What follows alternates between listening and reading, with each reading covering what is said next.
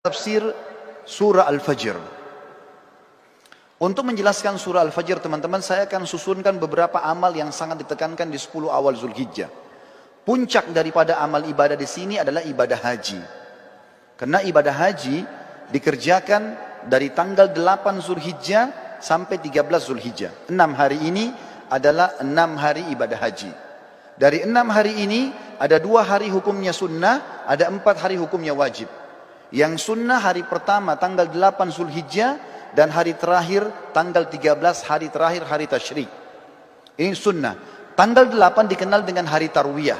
Makna tarwiyah dalam bahasa Arab adalah orang membawa air lalu menyiramnya di padang pasir sehingga padang pasir itu dari panas menjadi dingin. Itu bahasa Arabnya tarwiyah. Dinamakan tarwiyah karena di lokasi Mina pada saat jemaah haji masuk tanggal 8 Zulhijjah, di zaman dulu itu kering sekali. Bahkan sampai sekarang masih terlihat padang pasir dan juga panas. Maka dinamakan dengan tarwiyah. Jemaah haji disunnahkan masuk hari tarwiyah ke Mina. Kemudian mereka memakai baju ihramnya. Sholat duhur asar jamak qasar takdim. Kemudian mereka duduk berzikir, beribadah, mendengarkan ceramah sampai maghrib dan isya. Mereka juga menjamak maghrib sama isya. Ditakdim isya di waktu maghrib. Kemudian di qasar waktu atau sholat isyanya saja jadi 2 rakaat. Menginap sampai besok pagi. Tanggal 9 Zulhijjah. Ini dikenal dengan hari Arafah. Jemaah haji pergi ke Arafah, kemudian mereka ibadah di situ dari waktu duha, duhur asar mereka jamak qasar takdim, kemudian mereka tiba sampai maghrib. Solat maghribnya sunnahnya ditakhir, diterlambatkan di daerah Muzdalifah. Setelah itu besok pagi tanggal 10 di Muzdalifah sunnahnya mereka menginap. Hari raya Idul Adha tanggal 10 Zulhijjah. Di situ mereka melakukan salah satu dari 3 kegiatan. Kalau sudah dilakukan, jemaah haji boleh bertahallul mencukur rambutnya. Yang pertama mereka berkurban. Yang kedua mereka jumrah aqabah atau melontar. Dan yang ketiga adalah mereka tawaf ifadah, tawaf wajibnya haji. Kalau sudah selesai mereka sudah boleh cukur rambut dan ganti baju ihram menjadi baju biasa. Setelah itu mulai tanggal 10 dikenal dengan hari Adha, hari Nahar. Ya. Itu kemudian mereka nginap di Mina sampai tanggal 12 kalau mau nafar awal. Yang pertama meninggalkan dulu. Ya, bisa keluar dari Mina setelah itu menyelesaikan haji, atau kalau yang mau nafar thani tetap tinggal sampai tanggal 13-nya. Di sini mereka jumrah kecil, sedang, besar, atau jumrah sugra, wusta dan kubra. Setelah itu baru selesai hajinya. Ini ringkasan ibadah haji. Dan teman-teman suatu tidak asing dengan keutamaan haji. Yang sangat mulia adalah hadis Nabi SAW, siapa yang haji tidak rafath.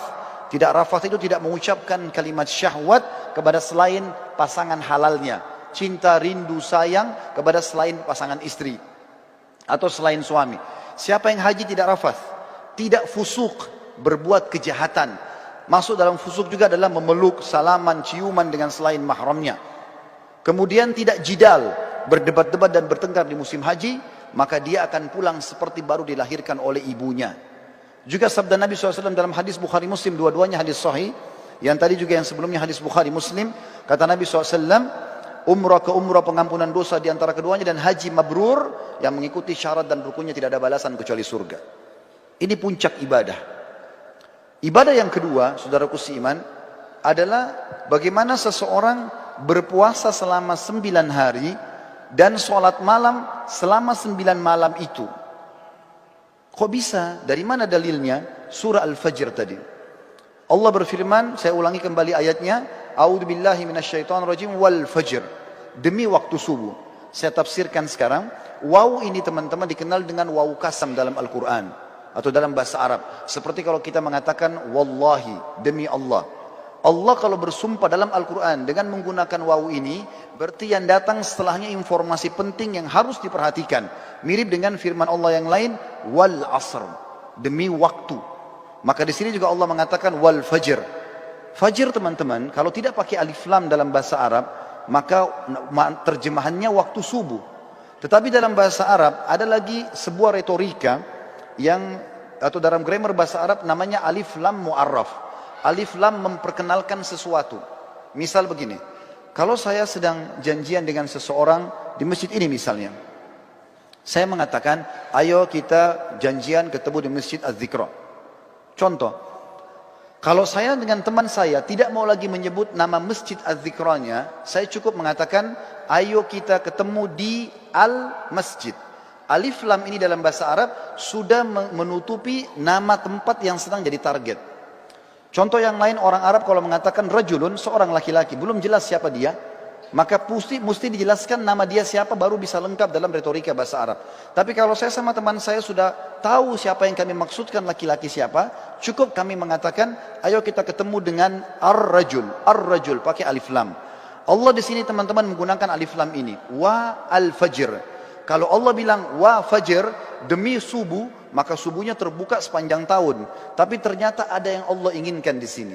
Wa al-fajr, berarti demi subuh tertentu yang Allah inginkan, kejarlah itu.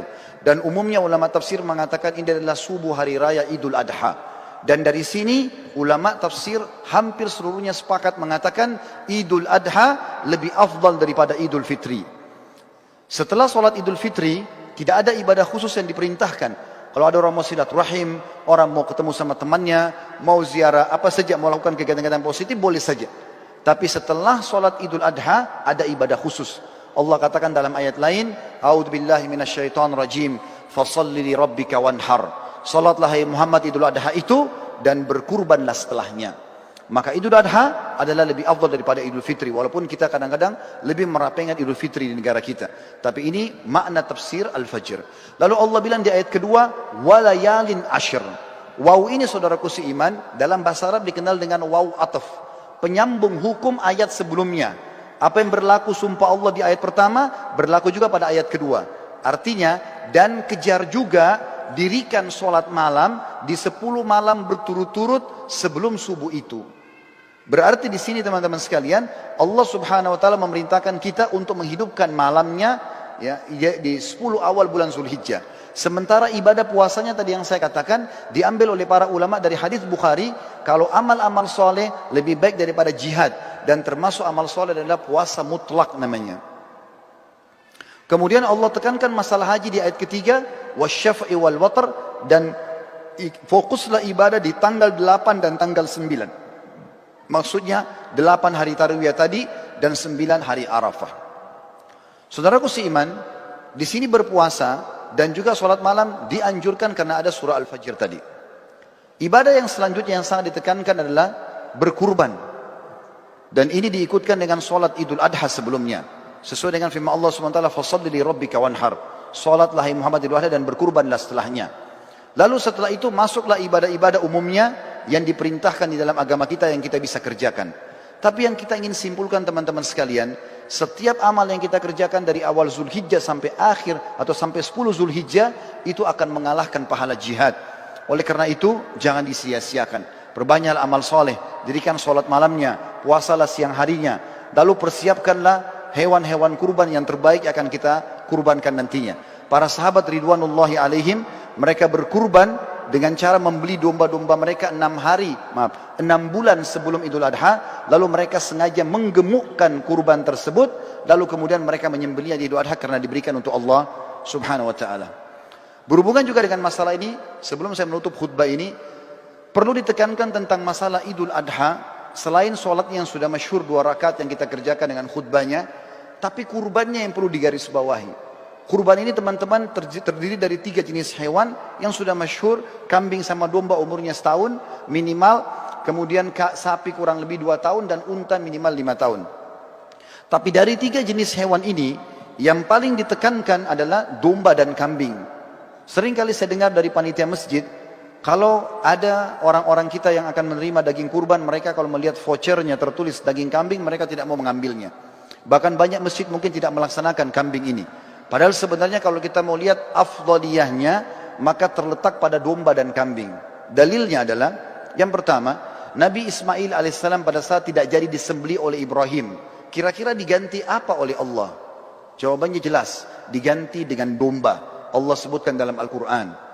Kemudian yang kedua, hadis Bukhari menjelaskan, baginda Nabi SAW beliau berkurban dengan 65 ekor domba atas nama beliau sendiri. Beliau menyembelih 15 ekor dengan tangannya yang mulia, kemudian 4 atau 50 ekor dilanjutkan oleh Ali bin Abi Thalib radhiyallahu anhu.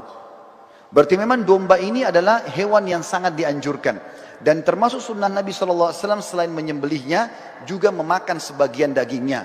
Beliau pada saat selesai berkurban, beliau mengatakan idrib li sahma, kosongkan atau lowongkan untukku sebagian daging tersebut. Maka Nabi SAW pun mengkonsumsi itu. Dan kambing ini teman-teman sekalian, sebagai penutup dalam khutbah kita, adalah hewan yang kalau dimakan dengan diniatkan ini adalah perintah agama bisa mendapatkan pahala. Yang pertama, dalilnya adalah hadis Bukhari menjelaskan Nabi SAW sangat gemar memakan paha kambing. Jadi kalau ada persepsi mengatakan kambing itu adalah hewan atau makanan orang Arab, ini keliru. Tapi dia adalah makanan umat Islam. Karena memang Nabi SAW sangat gemar dengan paha kambing. Yang kedua, berhubungan dengan dalil ini adalah akikah. Kita tahu setiap muslim kalau punya anak laki-laki, sembeli 2 ekor kambing. Kalau anak perempuan 1 ekor kambing.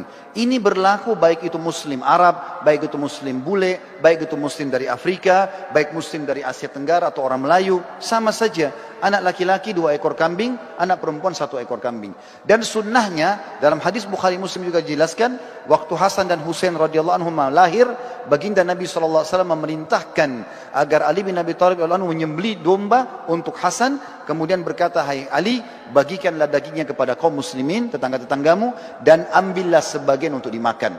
Sunnahnya membagi sampai 1/3. Berarti di sini teman-teman, kambing itu domba dianjurkan untuk dimakan, karena dalam akikah tidak bisa diganti dengan hewan lain. Dan yang ketiga adalah Idul Adha, di mana sudah saya jelaskan tadi, kalau Ismail AS digantikan oleh Allah dengan domba, begitu juga Nabi SAW menyembelih dengan domba. Tentu menyembelih sapi boleh, menyembelih unta boleh, tapi kalau kita mencari afdaliyahnya, maka kita akan melihat dalil-dalil ini menunjuk atau mengerucut kepada kambing. Semoga bisa diambil manfaat. Aqulu qauli hadza, saya sudah mengucapkan perkataan saya ini, wa astaghfirullah li wa lakum, dan saya beristighfar kepada Allah, mengajak jemaah juga istighfar kepada Allah, fastaghfiruhu innahu huwal ghafurur rahim. Beristighfar dan bertobatlah karena Dia Maha menerima taubat hamba-hambanya.